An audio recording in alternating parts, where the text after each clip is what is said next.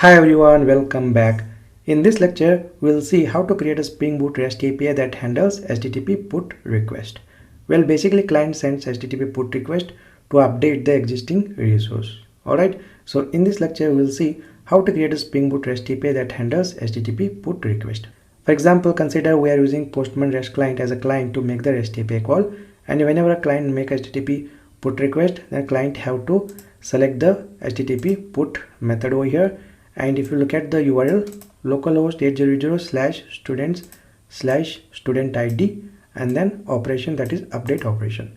Okay, so and whenever a client make HTTP put request, client have to send the data in a request. For example, if you can see here, client sending student first name last name. It means client want to update the existing student's first name and last name. Okay, so whenever a client want to make a HTTP put request, then client will send the resource ID in a URL and the information, the update information in a request. Okay, now we are going to write Spring Boot REST API that will handle this HTTP put request, and our REST API will basically extract this JSON from the request body and will update the existing student. Now let's go ahead and let's head over to the IntelliJ IDEA and let's create a Spring Boot REST API that will handle HTTP put request. Okay, let me go to IntelliJ IDEA over here, and within a student controller, let me write the comment first: Spring Boot REST API that handles HTTP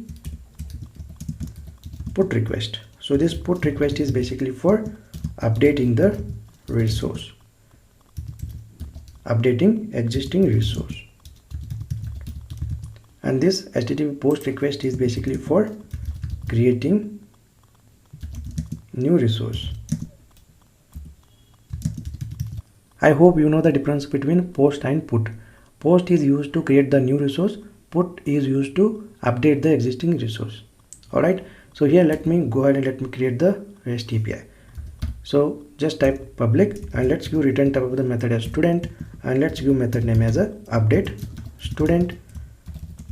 Alright, and let's pass student as a method argument. Perfect. And after that, let's go ahead and let's put the sysout and let's print student first name and last name. So in a sysout, just pass student dot get first name and then put the sysout. Sysout means system dot out println, and then student dot get last name, and simply return this student to the client. Well, in real-time project, we save this updated student information into a database. But for this example, we are simply printing the student information to the console and we are returning the same student to the client. Alright, so we'll see how to create a Spring Boot REST API with a real-time database in next section of the lectures. Now we have created update student method. Let's make this method as a REST API by using Spring provided @put mapping annotation. So let's go ahead and let's annotate this method with @put mapping annotation. Well, we use @put mapping annotation to map incoming HTTP put request to this method. Okay, next let's go ahead and let's configure the URL for this REST API. So here let me have a URL something like students slash and then student ID, let's say ID, and then slash the operation that is update. Okay, and if you can notice here, we are using URI template variable, and in order to bind the value of this URI template variable into a method argument, we have to use @path variable annotation. Okay, so here let me pass one more parameter to this method, that is int student ID. Perfect. Next, if you can see in a Postman REST client, the put HTTP request contains the JSON in a request body, right? So in order to convert this JSON into Java object, we have to use @request_body annotation, right? So let's go to IntelliJ IDEA and go to our REST API, and here let's use @request_body annotation. Alright, so @request_body annotation will basically extract the JSON from the HTTP request and it will automatically convert that JSON into Java object. Next, we have a URI template variable. We need to bind the value of this URI template variable to this student ID. Okay, for that let's use @path variable annotation, and notice here the URI template variable is ID and the method argument is student ID. So both the variables are different, hence we need to pass a URI template variable name to this add path variable annotation. Okay, if both variables are same, then we no need to pass this ID to the add path variable annotation. But in our case, both the variables are different, hence we need to pass URI template variable name to the add path variable annotation in order to bind a value of this URI template variable into this method argument. Okay, perfect. Now we have created a Spring Boot REST API that handles HTTP put request.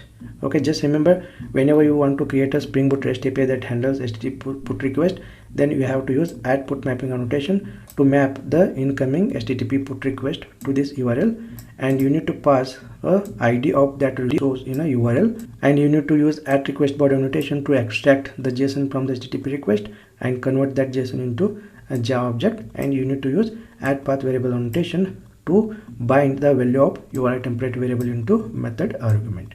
Okay, so these are the few important annotation you have to use whenever you create a Spring Boot REST API that handles HTTP put request. Well, you might be wondering what is the HTTP status code that this REST API have to return to the client. Well, typically the update REST API should return a status code 200 OK to the client, but if you can see, if we don't specify any status code in a REST API, then the REST API will by default return a HTTP status code 200 OK. Okay, for example, if I run the Spring Boot application and test this REST API, then this REST API should return HTTP status code 200 OK. So let me start the Spring Boot application. Well, our Spring Boot application is up and running in embedded Tomcat server on port 8080. Next, let's go to Postman REST client and let's call this REST API. So let me go to Postman client over here and let me create a new request. So just click on this plus icon to create a new request, and here let's choose HTTP put method over here and just enter the URL http localhost /8080/students/student ID, let's say 3, and then update. Okay, next we need to pass the update student information in the body. So go ahead and click on body over here and then raw, and then choose content type JSON, and in a request body just pass the JSON. So we are already passing the student ID in a URL, so we don't have to pass ID in the JSON. So here we want to update student first name and last name, right?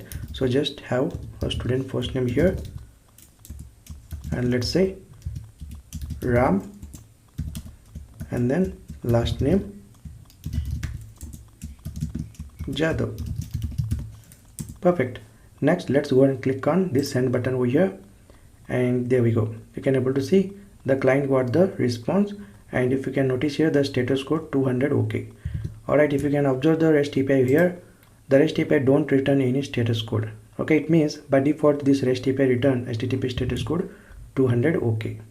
Well, just remember, whenever you create a Spring Boot REST API that handles HTTP put request, then this REST API should return a HTTP status code 200 to the client, and in this case by default Spring Boot will configure this REST API HTTP status code as a 200 OK. That's why we don't have to manually specify the HTTP status code in a response.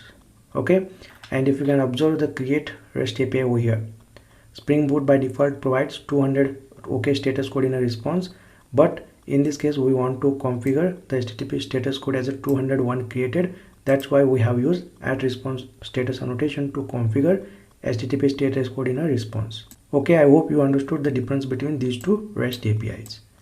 Alright, great.